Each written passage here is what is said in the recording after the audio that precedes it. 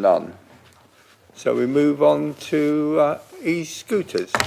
And I'd like to welcome Councillor Gunn to the meeting, primarily to hear, for us to hear the progress to date and for an opportunity to discuss that with you. Thank you, Councillor Edwards, and I'm pleased to be back in front of Scrutiny to update as best I can on where things have got to. There's a lot of interest in e-scooters generally, and certainly in Harlow, and it is something that we've been looking into, so it's good to keep the focus on what's being done.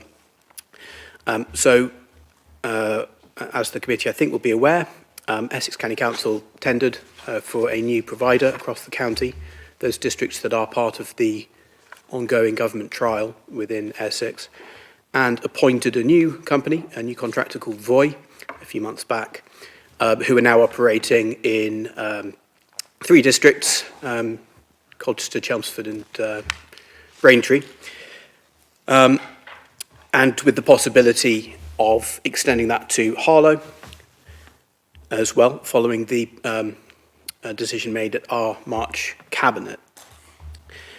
We've met with them a few times since. I think it's 5 times we've met with them since. I've sat in on, participated in, I think, 4 of those. And there's been a fair bit of back and forth as well outside of those meetings to try and understand a bit more, not just about their offering, but also what we think would work for Harlow. It's become clear that we need to take a bit more time. We're not going to be able to deploy with Voy this year in 2025. And under the terms of the trial, it runs until May next year. So it may be potentially at this point that we'd be looking as to whether we could do something should the trial be extended into 26-27. So we continue to engage with them on that. Why we've not been able to make some of the progress that perhaps is expected, there's a few factors to that. The contract was awarded to Voy relatively late in terms of the old contract, so there was, I think, some gap in provision for those 3 districts that are already part of the trial.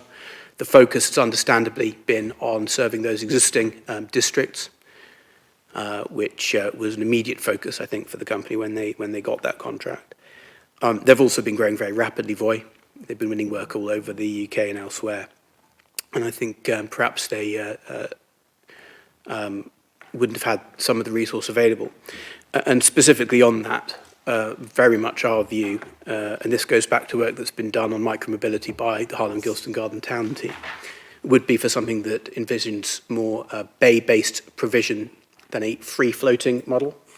This is something that I expect there'll be some questions on. And that's more resource intensive. It takes more planning to work out where those bays would go. From the operator's point of view, it's cost. They would have been able to launch, I think, a free-floating model very quickly. They've said that. But that wouldn't necessarily have met with what we're looking to do, the plans that we've been working on for some time with HGGT.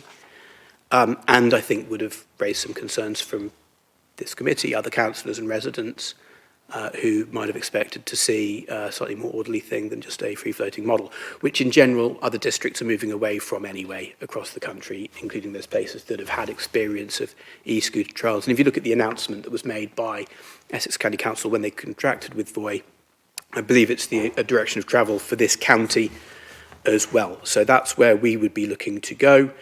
But we have made good progress, I think, in getting to know who they are, in understanding the offering that they have, and vice versa. Perhaps more so than many other districts, we've thought a lot about transport in Harlow, given the wider plans that there are for the growth of the town in future, and the pressures that will put on transport infrastructure, and the need to move people as best we can towards other forms of transport. It's a matter of record that we have targets to try and hit on what's called modal shift. So part of that. I hope that's a fairly good run through of where things are up to, and I'm sure you'll have questions for me. I'll open it up now to people to ask questions. I've got 1 or 2 questions which I'll throw in at the end, I think. Councillor Perrin. Yeah, I've got a number of questions, Chair, and I'm quite happy to make way just to provide variety at some point and then come back in if need be. Just a question to Councillor Gunn.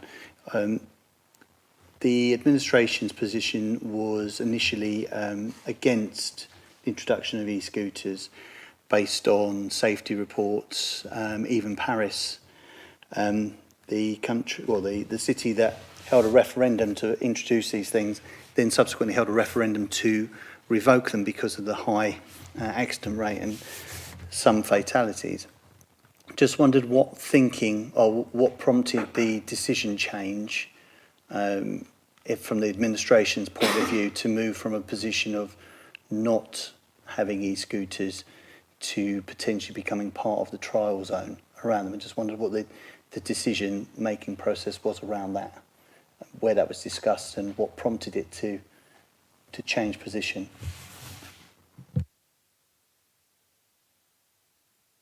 Thank you. Well, the moment that Harlow Council made a decision on this was in principle, support for exploring trial at the March Cabinet earlier this year, if I recall rightly. And that was it was a Cabinet decision. So that's when that was taken. But when we had that debate, road safety was a key question that came up and merits further consideration. No form of transport is inherently without risk. And e-scooters, especially those that are used illegally, have certain risks that you can't regulate. The advantage as such of going through the trial process is that there are certain regulations in place. They're speed limited, for example. They're geo-fenced, which means you can ensure they don't go onto roads that you don't think there should be any mixing between cars and e-scooters. And indeed, you can impose tighter speed limits on, for example, cycle networks, which we have in Harlow, where you think that could be a pinch point. The data, as I understand it, on safety of trial e-scooters is encouraging and improving all the time. I try to remember when the last time there was a fatality associated with the trial, but I think we're going back several years now. I can't remember whether it was Northampton or somewhere, but it's a long time since there's been a fatality. Of course, with this, I think we have the context of rising use of illegal e-scooters and the associated concerns around that. So, I do recognise that concerns about e-scooters persist. The question is whether going down the route of a regulated trial, where you can control how fast and where e-scooters are being taken, at least the ones that are trial e-scooters, whether you can offset that risk sufficiently to allow the potential benefit, which is opening up, hopefully, affordable forms of transport that make towns like Harlow easier to get around for people who want to be able to travel to work or perhaps to train stations and so forth. So that was the thinking there. The decision was made at the March Cabinet.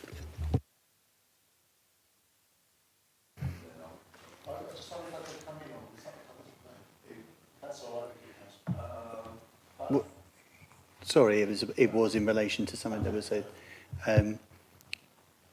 So I understand when the decision was made. My question was more around what prompted the change in thinking for it to come there. I believe what you're saying, and forgive me if I'm putting words in your mouth, this is why I'm asking the question for clarification. You're saying that you felt, or the Cabinet felt, that there was a change around the safety and the accident statistics. Is that what prompted the change in position and therefore warranted further sort of exploration of the trial? They're probably wrapped up in that Cabinet report, but if they exist, can we see those statistics that the Cabinet based its decision upon to change that mode of thinking? I think the most helpful way to perhaps explain this is to say that we were approached by Essex County Council towards the end of 2024 with the opportunity to consider becoming part of the trial. That was the point at which consideration went into this.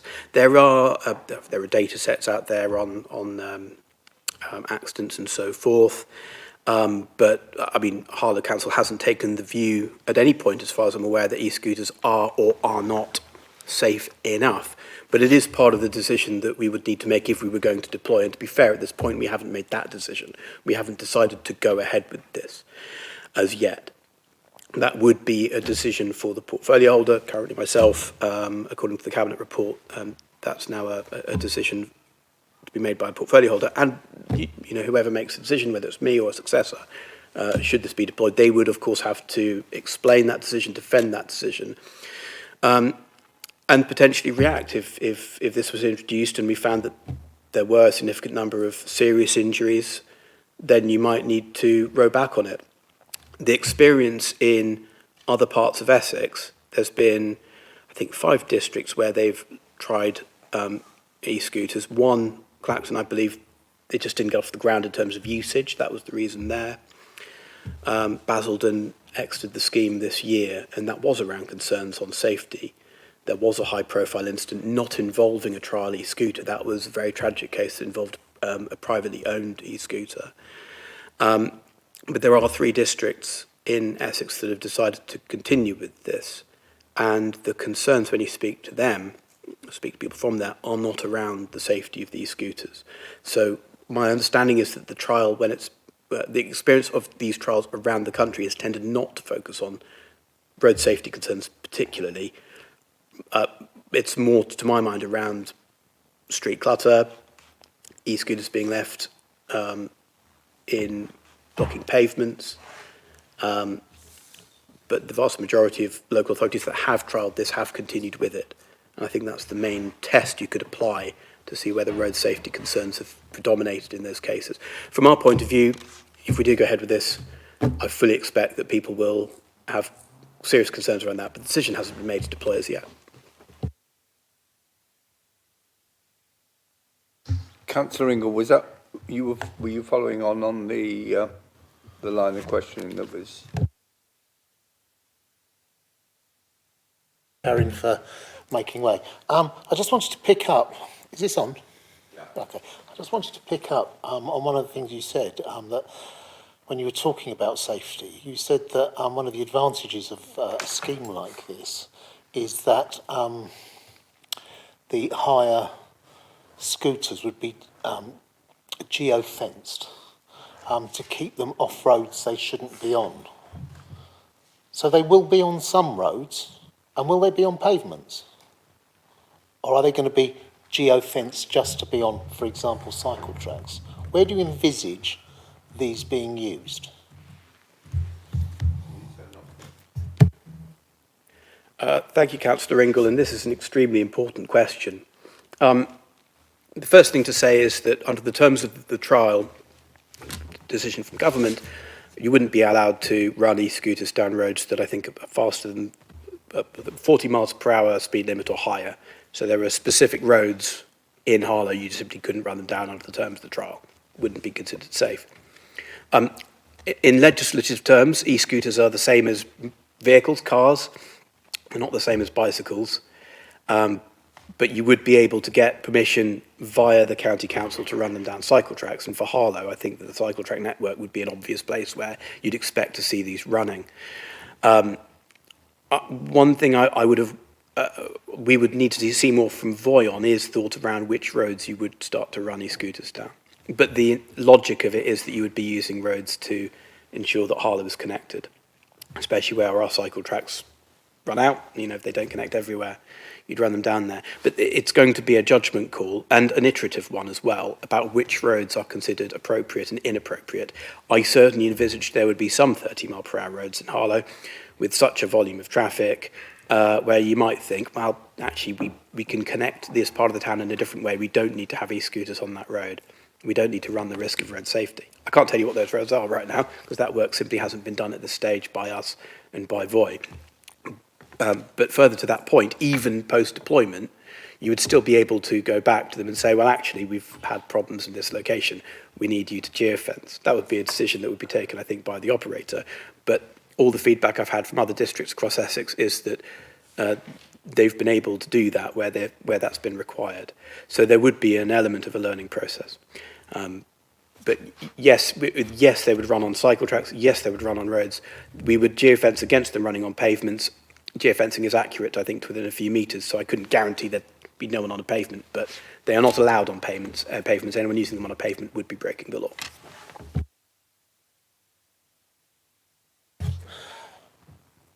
So there is no agreement in place at the moment as to which roads they should be using. I just wonder if that shouldn't be agreed before we agree to go on with the trial.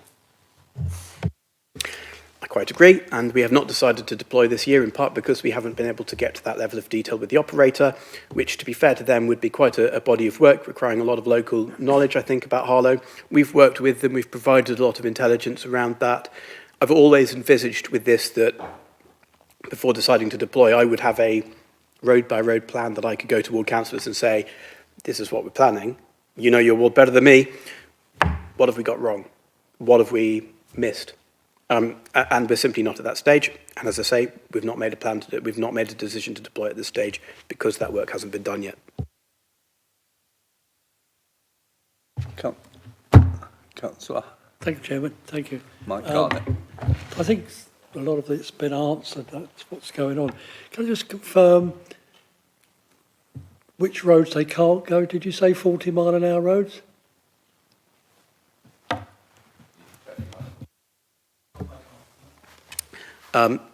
Yes, this is all a matter of record, so I stand to be corrected if I've got it wrong. Anything faster than 30 miles per hour, you would not be allowed to run an e-scooter down under the terms of the trial. That's my understanding. And certainly, if that changed, I can't think of any roads in Harlow that faster than 30 miles per hour I'd want to see an e-scooter go down. So it would be at our discretion whether to allow that as well. So, following on what Councillor Ingram's just said, where will they be out? All our roads in Harlow, or the main roads, are 40 or 50. So that means First Avenue, Second Avenue, Third Avenue, all of those will be banned. So you talk about cycle tracks. How are you going to police cycle tracks? You know, unless the machine itself is limited, which I think on the previous meeting it was supposed to be limited to 7 miles an hour. If that's the case, then the cycle tracks are safe. But I can imagine them charging around the cycle tracks far in excess. But I come back to the point, if there's so many roads and places they can't go, why are we bothering? You know, we're running a risk of people getting injured for a small return. A few points to pick up there. Harlow does have an extensive cycle network and was built with the view in mind of people cycling around. I can certainly think of examples going back decades of people who've commuted from one part of Harlow to another for work on bikes. There are lots of estates where you've got really good connections to that cycle network, and those navigate safely past major roads. We've kind of got that built into our infrastructure as a town. How would we police the cycle tracks? Well, you would have a number of ways of doing that, one of which is the higher e-scooters would be limited in terms of speed. I think the upper speed limit in terms of the trial is 12.5 miles, but Essex made the decision to lower that. I think it might be 10 miles per hour, but I could be a bit rusty on the details there. So that's something I can clarify if required. And there are opportunities to reduce that speed further if there's a pinch point that requires it, potentially on the approach to a shopping area or where you're wanting to park the vehicles potentially. You can also police it by the geofencing. So you were able to determine where these e-scooters can be run and where they cannot be run. There's also all sorts of measures that the operator takes. And we should say this is, it's a private provider. They're in it to break even or better if they can. They require people to take a photo of the e-scooter after use to show where it's been parked and how well it's been parked, and to make sure it's not been vandalised by the user. So the operator itself has the sort of frontline policing role of their kit, of their equipment, to make sure that it's being used in a way that's not antisocial and also not being damaged. And what you can do, I mean, to hire these things, you have to have a driver's license, you have to be over the age of 18. As I say, in legislative terms, it's identical to a car. You know, I can't drive a car without having a driver's license and being over a certain age, and that's the same for these as well. So when one gets hired, I'm sure there's some sort of scope for some abuse in the margins, but you have to have that attached to an individual with a driver's license, and they have to pay for it, so you've got bank details. Of course, you know, some scenarios it may not be possible, but if someone is behaving inappropriately on a trial e-scooter, as long as you're able to identify when and where it was, you'll be able to track the e-scooter and you'll be able to track it to the person whose details were used to book it up. So you can police these quite well, certainly as compared to the ones that we currently have around Harlow, which are privately owned, illegal to use, there's no speed limit, there's no geofencing. You or I cannot stop them going up and down cycle tracks at any speed, or indeed up and down major roads like First Avenue or the A414. If they do something antisocial, you're reliant on the police gathering what information they can to find out who it was and to try and enforce it. So in terms of policing e-scooters, this would be a big step forwards from what you're able to do with privately owned and illegal to use in public spaces e-scooters. There was another point there, which was about the safety and whether it's worth the benefit. I've got to say, the test for me is both positive and negative before deploying. The negative question is, can this be done safely? The positive question is, will this be useful to anyone? And that, I think, is something that we ought to bear in mind. If we can create an affordable way to get from A to B that people are going to use, that will be useful to those people. I think there's enough evidence around Harlow to show that people are using e-scooters. Perhaps if we give them a legal option to do so that's safe, we can achieve both. We can provide people with that option and control the impact on safety as well. Thank you. I've got Councillor Griggs and Councillor Saggers, and then back to Councillor Perrin. So, Councillor Griggs. Thank you, Chair. Much of this seems to hinge on the accuracy, effectiveness of geofencing. When we talked about this last time, I related my experience of that from in a different industry where I worked previously, which was pretty hopeless. But that was 5 years ago, so I've been back and checked what the perceived accuracy of these is now, and took a number of sources over the last couple of days, and at best it can say it is between 5 and 50 metres. Now, that obviously it causes some issue with saying we're going to stop them getting on pavements, because I don't think we've got any 50-metre wide pavements in the town. So the question is, you know, how convinced are you of the accuracy? And I'm going to ask you a technical question now that you might need to come back to me on at some point, but we'll see how we go. There are a number of methods of geofencing. One is straightforward GPS, just using the same satellites that we get our sat-nav from. There is a combined system which uses both Wi-Fi and cellular data in combination with GPS. Do you know which applies to these units? I do not. And I would have to come back to Councillor Griggs on what precise technology Voi use, which they should be able to provide that information at request, I would assume. What I've been told is that in practice the geofencing is much more accurate than 5 metres, let alone 50. But millimetre by millimetre, to the extent that someone couldn't ride it on a pavement, I don't think that we could give that assurance. What it would do is ensure that you are not going to see people taking e-scooters down roads that we deem to be unsafe, and indeed we can guide people towards and down cycle tracks where we have a network. And I'm satisfied that it's a better control than on the unregulated ones where there's no geofencing and they can go where they want as fast as they want. But I'll have to come back to Councillor Griggs with more technical information on that. As he says, the technology is improving all the time.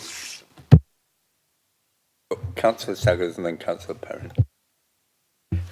Yeah, my question, you said about it being limited to those at age of 18 and having a driving licence. My understanding is, and it's one that whether the council wish to take it or whether Essex County Council wish to take it. Under DVLA rules, a 16-year-old can ride a moped under a certain CC, under a provisional licence. Is that because, yeah, there's been a lot about safety, but I'm trying to take it from the other point of view. If we can get culture change for sort of the upcoming young people, A-level students, and that being able to get to the colleges and some of the best schools in Harlow that are delivering some really high-end academical courses, this is an alternative for them being able to get to those academical things. Would you consider that to be acceptable under the trial? Sorry, just to clarify, are you suggesting that we should try and allow e-scooters for people under the age of 18? I'm saying that the DVLA does specify that a moped for a 16-year-old under a certain CC, which these e-scooters, if they were limited, would be acceptable. I think there's some merit in what Councillor Saggers is saying, but the terms of the trial do not currently permit people younger than 18 using e-scooters. That's not something that would be in our gift or my gift to vary. What I would say is that I understand that e-bikes and cycle hire schemes can reach people at a younger age, and as part of wider micromobility work, we are looking at going down that road as well. So it might be that we can find other ways to provide services within Harlow to people younger than the age of 18. Under the current terms of the trial, it won't be e-scooters. Yeah, I think it's worth meriting looking at. All right, we've got the e-scooter thing to look at the younger thing. You only have to look at this week in Harlow in particular, where if you compare it to 2 weeks ago, between the hours of 8 and 9:30, you can't get from one side of Harlow to another because of the school run. Where if there were alternative transport for young people, if we can get that modal shift just for the school children, our road network, which we are trying to sort of free up, and obviously there's a big expansion coming to Harlow, could have some real merit, I think could be looked at as well. Yeah, and I think this speaks to the broader challenge that we have as a town, where we know that our road network is pretty much at capacity. Congestion can be really, really bad. Obviously, currently we've got works going on, and we'll probably have works going on somewhere around the town for many years to come. So not just young people, but people who perhaps can't afford to buy a car, who have that barrier. And this is something that could be there for people much older as well. And if we can take the pressure off of the school run and the pressures that has on our road network, I think we all will have schools in our wards where we know how difficult it is at drop-off time, with the scrum of parents trying to get their kids dropped off and then heading off on their way to work or whatever it is that they do. So if there's ways of moving people towards more sustainable, more active forms of transport, we're signed up to trying to do that as a council and have been for a long time. There's got to be a number of ways of achieving that. There's no silver bullets. E-scooters isn't a silver bullet, but it could potentially be part of the arsenal of interventions that help us get to where we need to be on that. Thank you, Chair. I'm interested just, again, around the decision to move into discussing a trial and potentially signing up to a trial. What impact assessment has been undertaken with different stakeholders to see whether an introduction of a trial is both sensible and a right way to move forward? Has any impact assessment been undertaken? Or any discussion with stakeholders? I believe there has been some very informal discussion with some stakeholders, but nothing formalised and nothing that would approach an impact assessment. We have engaged extensively with Essex County Council. We've spoken a lot to some of the other districts within the county that have gone down this road. We've obviously engaged with the operator, and I know that they are keen to, prior to deployment, engage with stakeholders too. I think at the cabinet meeting when this was discussed, I highlighted all sorts of opportunities around this. We've obviously set up a disability forum within Harlow to make sure that that voice is heard, and I think that's important. I know that that's something that happens across the county in other districts, so I think that's important. And looking at the example of other districts, we've got PAH, and I think there's an appetite there for this. I'd like to see us engaging with Network Rail because there's train stations that could be part of this. There'll be all sorts of venues around Harlow that you'd want to see what their appetite is to potentially host bays and to try and encourage traffic to their sites. But no, there's a whole programme of engagement that I think that still needs to happen on this. In terms of an impact assessment, I'm certainly open to any suggestions around this, but one hasn't been undertaken in any formal way as yet. I've got Councillor Ingle, then I've got a couple of questions myself. Does anybody else want to come in? Councillor Howard.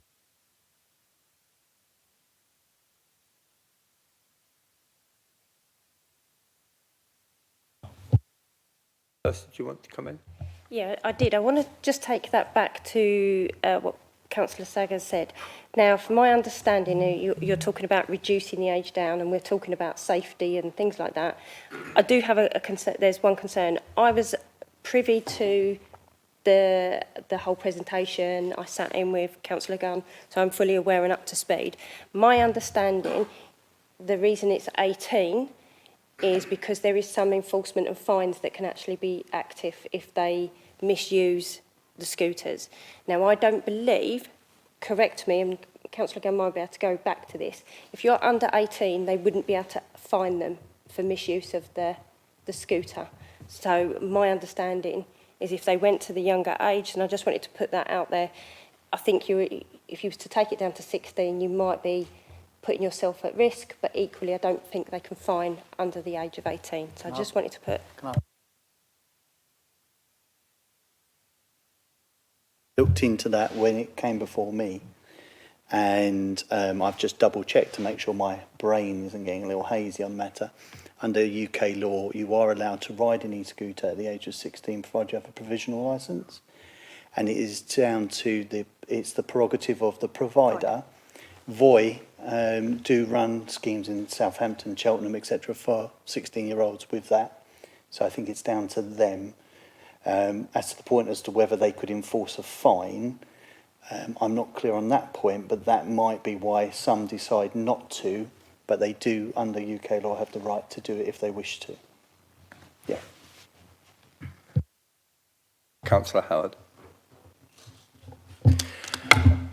Obviously, appreciate where we're not quite getting there, but we're saying about stakeholders. Are we going to engage with Essex Police on this one to realise how much strain this could potentially put them under with two different e-scooters being out there, one that these essentially under the trial and these ones that are not part of the trial? Are we going to engage with Essex Police on this? Because this would be integral to their policing of the town, because they could be put in a situation where one of them goes past that's in the trial and then another one goes past that's not in the trial, and it puts the police in a terribly awkward position, first things first, and the strain on them will be immense. So are we going to engage with Essex Police once we decide, or before we decide, on what their views are on this and what impact this will have on their policing and crime across the town?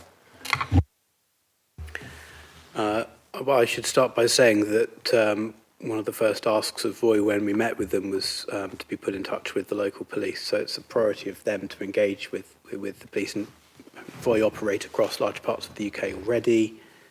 And I believe their experiences of working closely with police forces elsewhere, and they are now working with Essex Police in those 3 districts where this trial is underway and has been for a number of years.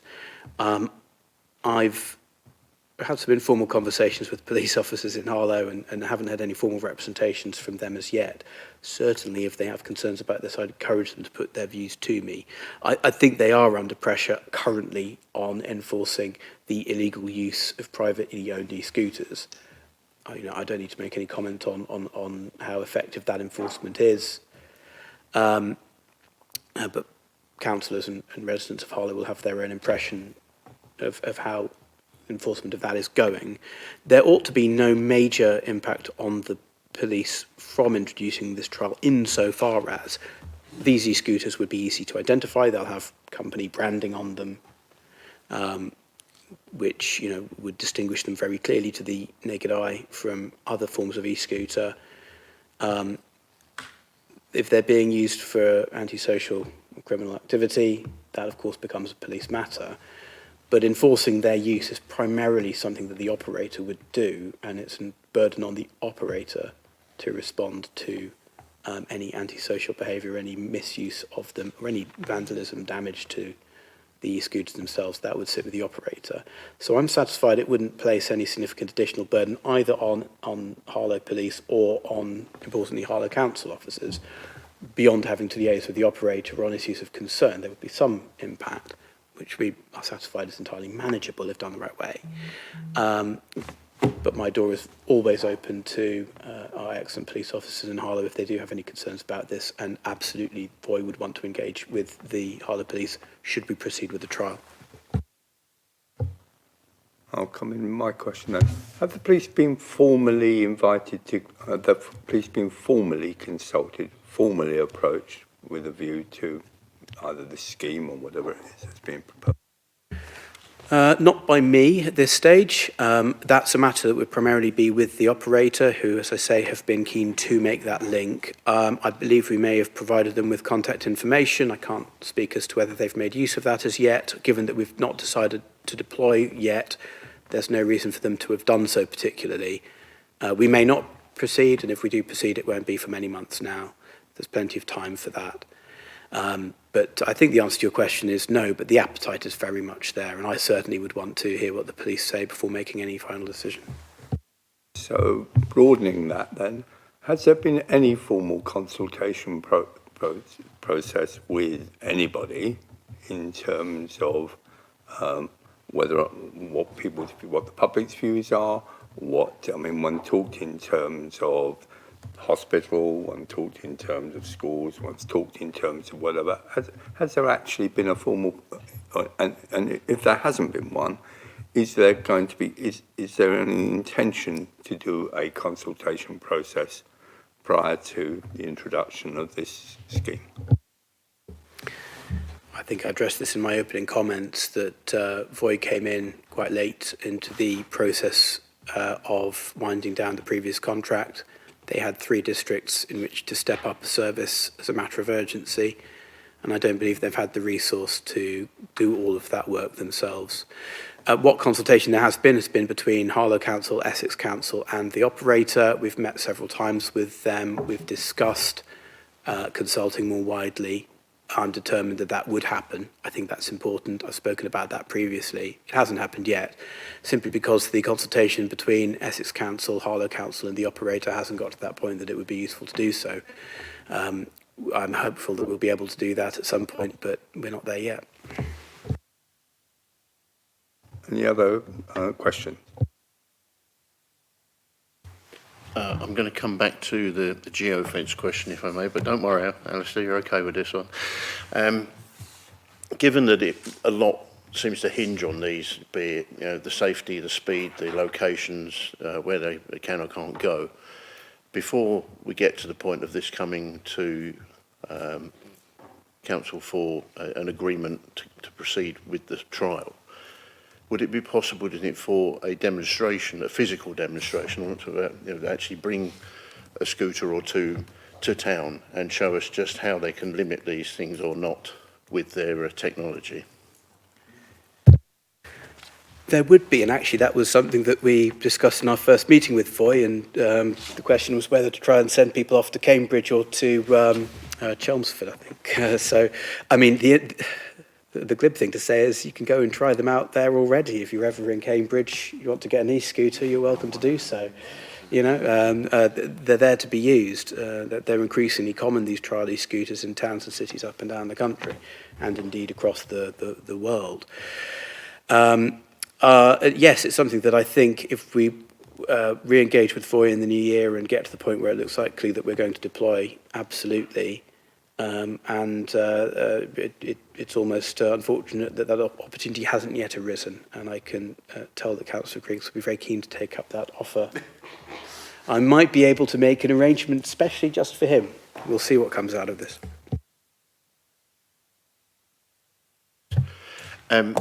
Well, I thank you for the offer, and if we want to take a trip to Cambridge, that's great. I think the key point on this, though, is that we all know from our travels around the country that, my first question related to, is it a GPS-based system? Is it GPS, Wi-Fi and cellular? Or is it just GPS and Wi-Fi, GPS and cellular, whatever? And those networks vary greatly as you travel around the country. We all know that phone signal can drop here or there, public Wi-Fi and cell data and the rest of it. So I think it would be really important to actually, as much as I'd like to go to Cambridge or wherever to try it out, to actually do a trial based on the infrastructure, that data infrastructure that we have in this town would be the thing that would determine whether it was going to work in Harlow or not going somewhere else and doing it. The practical challenge with that is that it is currently illegal to take an e-scooter, including a trial e-scooter, anywhere around Harlow, and we'd have to get TROs in place, I think, to enable that, which is all something we've been discussing with Essex. Trying it in Harlow before deployment would be challenging in terms of its legality, but the point is well made. Just because it works somewhere else doesn't mean it's going to work in Harlow. If it did work in Harlow, it may not work in another town. And I do think what I'm looking for from any operator is to tap into local geography of Harlow and what's going to work here. And Councillor Garnett, made the point, how do you make sure this works? There's no point coming up with an overly restrictive system that doesn't mean you can get anywhere on these things.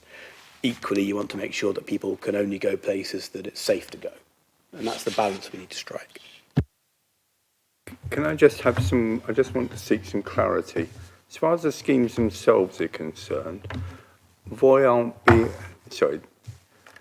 avoid being contracted to provide a service, or avoid being invited to provide a service, as it were? And if so, if they're being contracted, who's effectively the sponsor? Is that Essex County Council? Is it Essex County Council and Harlow Council? Where does it sit?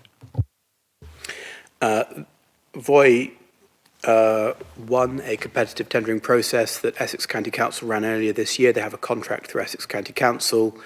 Districts are able to join the trial with the agreement of Essex County Council, and Harlow Council has the opportunity to join that trial at its discretion. In terms of who sponsors it, this is a paid-for service. If you want to hire an e-scooter, you have to pay money. That goes straight to the operator. There's certainly no subsidy from Harlow Council, and I don't believe there is one from Essex either, but I could be wrong on that point. So which agency has the responsibility for the public and wider agency consultation? Where does that rest? So in terms of, because so far, it doesn't appear that there's been any formal consultation with anybody. So if there is going to be formal consultation, which agency would have the primary role in driving that forward? Insofar as I understand the question, I'm not sure there's any obligation to run a consultation in the terms that you're speaking of. The trial is driven by the Department for Transport. It is then operated through highways authorities around the country, including Essex. Ultimately, I think the burden on consultation would fall to a partnership between the three members of the working group that we've formed, the project group, which is Harlow Council, Essex Council, and the operator, which is Voi. I have gone out of my way to make sure that this was a high-profile item at a cabinet meeting, which is minuted and has been recorded and is open to the public to watch what was said. I've gone out of my way to encourage Scrutiny Committee to have this item in front of it as well, and welcome the opportunity to talk about this. In terms of political scrutiny, I think we've probably gone further than the vast majority of other districts, and I endeavour to continue to do so. I have seen plenty of public commentary. I've gone out and given interviews to BBC Essex about this. This is an issue of public interest, of public concern to a significant extent, I'm doing all I can to make sure that the people of Harlow understand this, have the opportunity to question what we're doing, and me as well. But there's no formal consultation as such that anyone is obliged to run on this, if that answers the question. Councillor Perrin. Yeah, I think is there any further questions at all? Right, we'll now move into comments then. Over to Councillor Perrin. Thank you, Chair, and thank you, Councillor Gunn, for coming here and talking to us about this. And I appreciate the lengths that you've gone to as you say, bring this into the public discourse. At the moment, listening to what's said, where we currently are in terms of looking at statistics and impact, and admittedly not having spoken to many stakeholders, I personally am very reticent at the thought of engaging and getting involved with a trial. When it came before me, and that was a matter of public record, and I made it policy that we wouldn't introduce e-scooters, because at that time there was nothing to convince me around the safety of them, or indeed the criminal element of them, that would make them a good addition to the transport mix. And I still don't see anything now that has changed in that regard. Just a cursory glance at the crime statistics. Since 2019, there's been a 732% increase in crimes that involve e-scooters. Police, 36 of the 43 police forces in Britain currently have recorded 11,266 crimes involving e-scooters. So any potential trial would very much need formal consultation with our police force, our local police force, to see that they were satisfied along those lines. And I wouldn't introduce the trial, then consult. I would consult with them first, which I appreciate, Councillor Gunn. You've gone out of your way to say that you would need to talk to them. In terms of the accident rates in the UK are low compared to other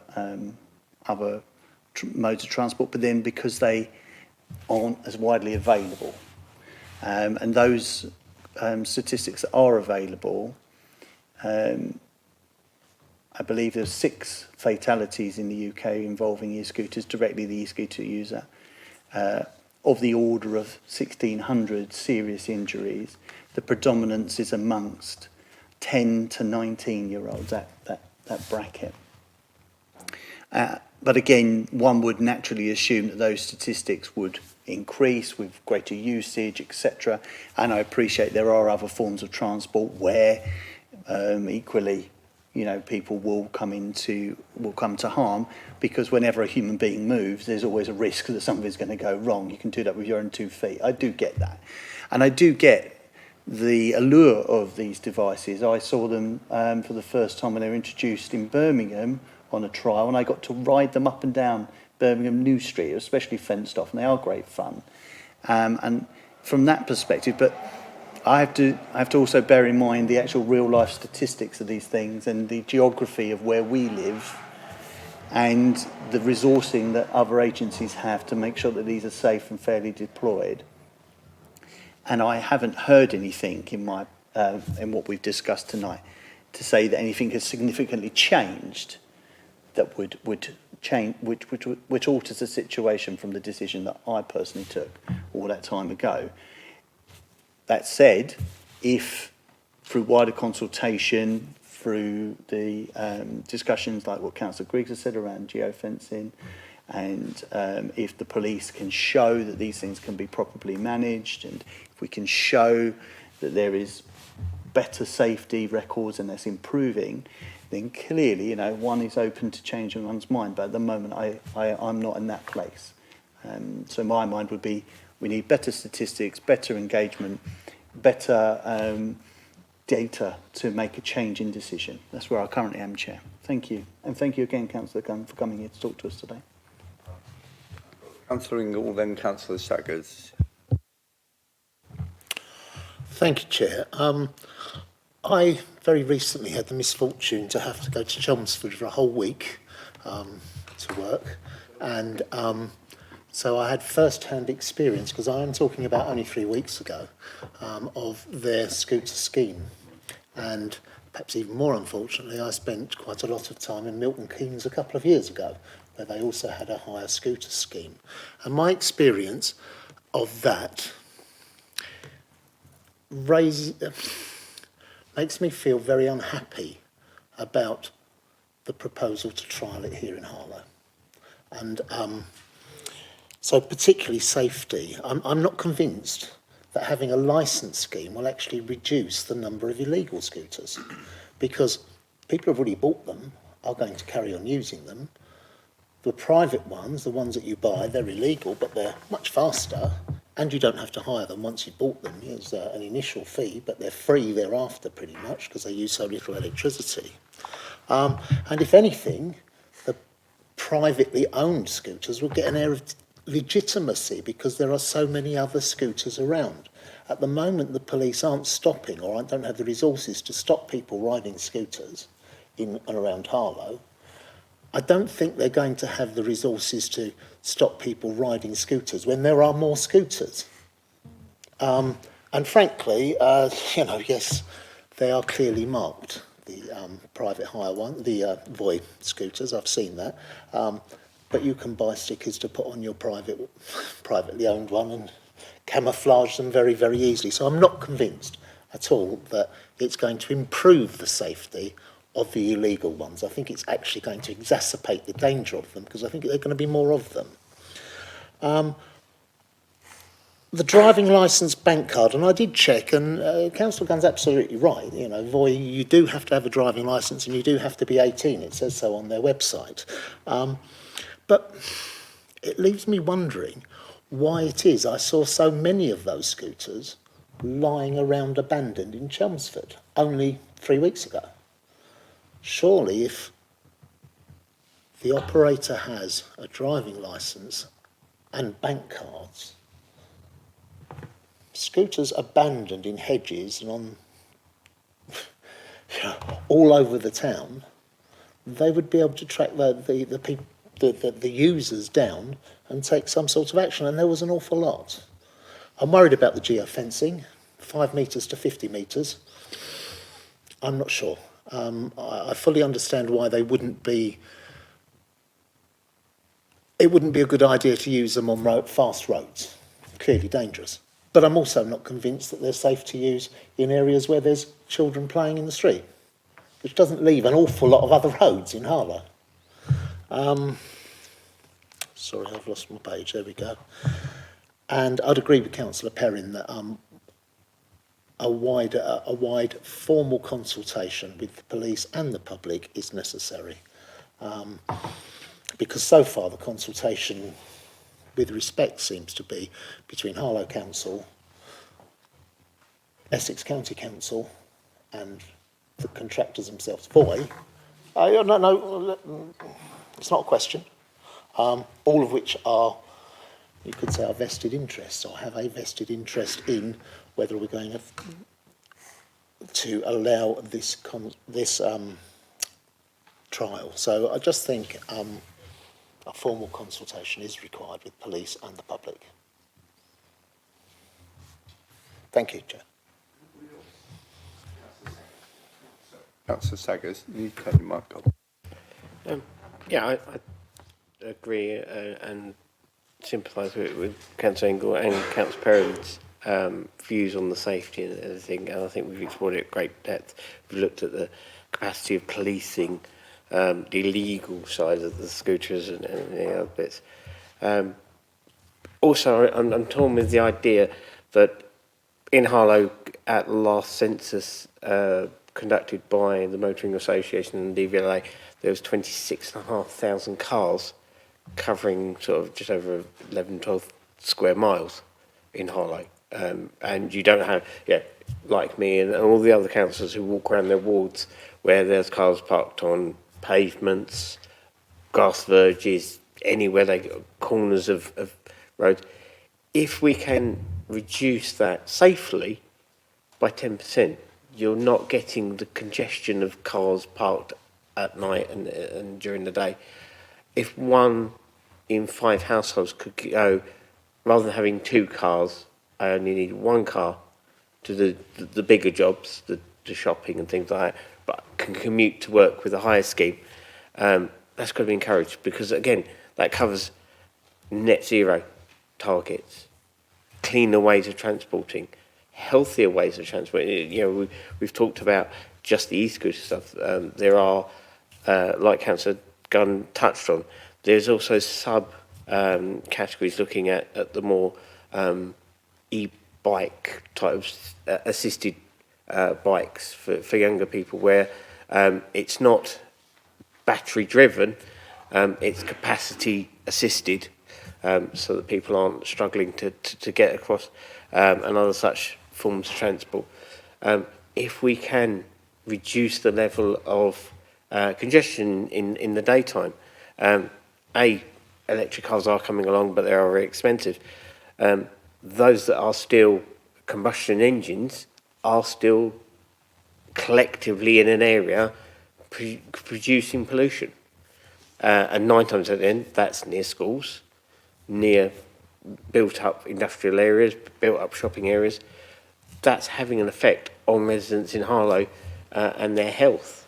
So anything that would shift from that is most helpful. I do take on board that Councillor Gunn said at the very beginning, and the concerns that, you know, we're not engaged with stakeholders. I don't think even we were at that stage. It's been early consultations, because the provider has been servicing trials elsewhere, and Harlow would be, I think, naive not to show an interest, but at this stage to be very cautious about at what stage we come in, because it's done right. You know, as Councillor Gunn alluded to, the first thing we would need to discuss is which roads they can go on, which cycle paths they can go. That's a big piece of work.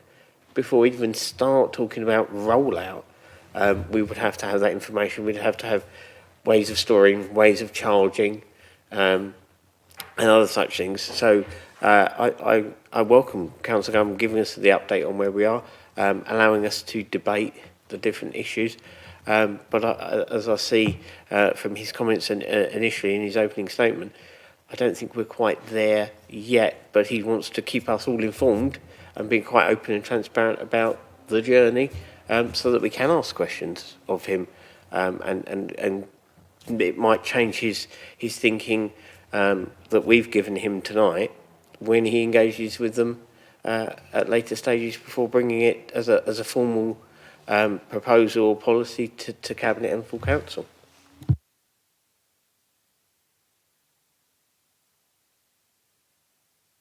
Anybody else? And then I'll make a couple of comments.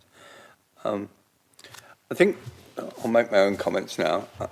There are obviously pros and cons to this in terms of, I mean, as I think people were alluding to earlier, I mean, the roads in Harlow are get totally blocked up. We do need to be looking at alternative means. On the other hand, this proposal, if the proposal was to go through, would be quite a major shift in the way that we're wanting to influence the way that people transport themselves around the town. And it would seem to me that there is a need. There is a need for it would seem to me with for there to be some formal consultation, rather than just an open door. A formal approach needs to be made, certainly to the police, it would seem to me, in terms of listening to what their views are, and also to other key stakeholders within our town.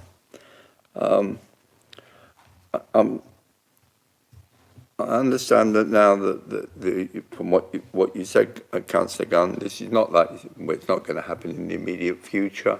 There is further work that's going to be sort of done on this, and particularly there's work around the possibility of it being a bay-based approach. I as opposed to a sort of loose approach. Well, I think it would be, as and when further thinking has happened on that, it would be very useful from where I think we're sitting if those proposals or thinkings could come back to this committee at some point, you know, in the probably it wouldn't be in next year, as it were, next part of next year's progress. But because I think in order that we can be just talked through, if in any way this is going to go ahead, what the thinking has been, what the mitigations have been put in place, etc., and how the scheme will be monitored, and again, what, for want of a better word, formal consultation, or at the very least, if it's going to be informal, that it's structured informal consultation happens. That would be mine. Thank you. Thank you very much for your presentation this evening. Would you like me to respond to the comments, Chair? Well, first of all, many thanks to you, Councillor Edwards, for the interest you've shown in this, and personally and through this committee, and thank you for giving me the opportunity to address it. Thank you to all colleagues who've asked questions, made comments, and put me under pressure on this as well we should do. I believe in scrutiny, and we've certainly had it tonight, and I think that's to be commended. Just to address some of the comments as best we can, there's been comments about a big increase in crime associated with e-scooters. I don't know whether that's a proxy measure for the increase in e-scooters, and I also don't know whether that would be associated with trial e-scooters or privately owned e-scooters. I think it'd be important to make that distinction. And indeed, Councillor Ingle, I think, spoke quite sensibly on this. This is about whether to introduce regulated trial e-scooters that are quite heavily restricted. It is an open question what impact, if any, it would have on the use of privately owned e-scooters. And one could imagine that going either way. It could further legitimise all e-scooter use, including that which is currently illegal. It could encourage better behaviour, potentially. Who's to say? Obviously, the only way you find out is to trial it. And indeed, the point of these trials from the government's point of view is to find out whether we should be legalising e-scooters or not anyway. So that's a really important point, and it's one that I think we all need to dwell on with a somewhat open mind, about how we do better regulate e-scooter use. I don't think I need to, I'm not breaking it to anyone in this committee. E-scooter use is increasing in Harlow, and it will do regardless of what decision I make on whether to use trial e-scooters. I don't have the sum of money to give to Harlow Police that they would be asking for to robustly enforce e-scooters beyond what they're doing currently, and I don't expect the Chancellor to announce huge sums for the police in the budget to enable them to do that, although I give credit to the current Labour government that they have increased the powers available to the police recently, so they're doing what they can. But we do have to think, I think, quite rationally about the direction of travel on micromobility anyway. There's been questions about accident rates. I've not come here armed with all sorts of statistics to try and prove the point. I don't think statistics would prove the point to anyone anyway. There are legitimate concerns about the safety of e-scooters. There are legitimate concerns about the safety of bicycles, of cars. I mean, I look at your Harlow last week, and I mean, I wouldn't want to have been on the A414 at certain times in any form of vehicle looking at the accidents that happen there. We do have to understand the risk and the impact the decisions we make in this committee. Granted, we don't tend to make decisions that affect transport safety as a district council. We do have to be cognizant of that. I've not seen anything that makes me think that e-scooters, trial e-scooters, are especially dangerous. I understand the safety record is improving, but of course that's an entirely reasonable concern that one needs to continue to engage with as we consider this matter further. Councillor Saggers, I think, spoke very well on the congestion that we're facing. And I also want to challenge a bit the point that Councillor Edwards made, that this would be a major shift in how we're seeking to deal with that. Harlow Council has been signed up for a long time to targets on modal shift, explicitly moving more transport journeys away from car use. There are a number of ways in which that could happen. More people walking, more people cycling, more people catching the bus. Of course, you need more buses to be able to get the bus. And one of the areas where I think micromobility initiatives such as e-scooters could work is where there are no bus routes, or it takes too long to get to your nearest bus stop to make journeys feasible.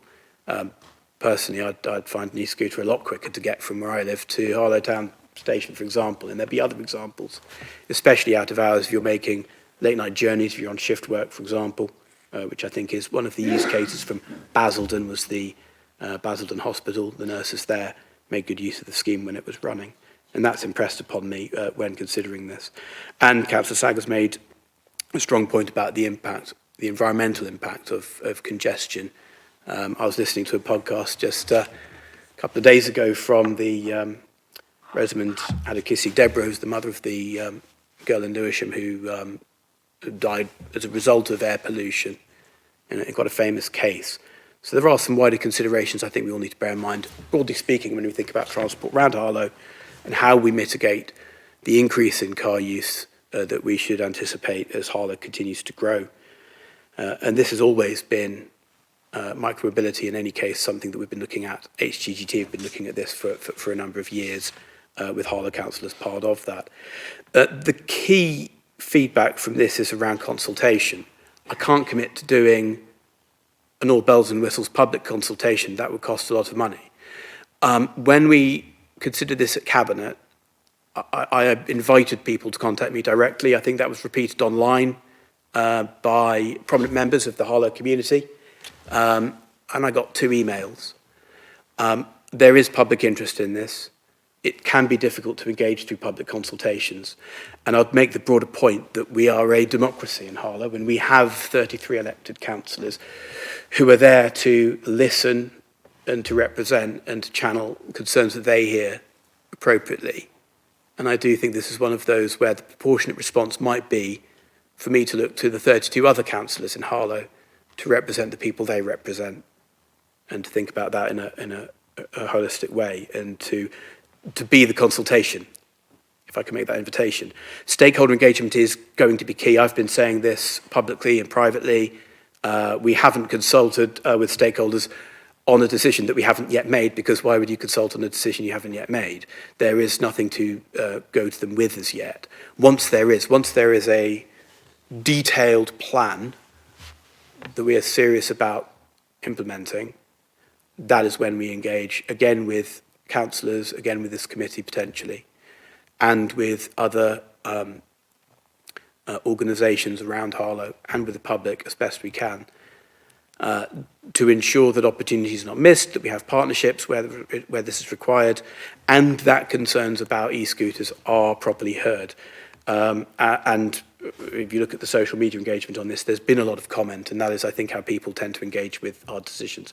I'd go as far as to say, we probably had on a sort of issue-by-issue basis just as much engagement on e-scooters this year as we have on a lot of decisions that are made by Harlow Council, including some that have actually been made, decisions that have been taken proactively, and we haven't made that yet on this. So we have had a lot of engagement on this, potentially more so than other decisions that also have a big impact on people's lives. And I'll continue to do what I can to make sure that any decisions made in a public forum, open to scrutiny, and that we do get that stakeholder engagement right. I can give an absolute assurance that Harlow Police will be contacted prior to any decision being made on implementation.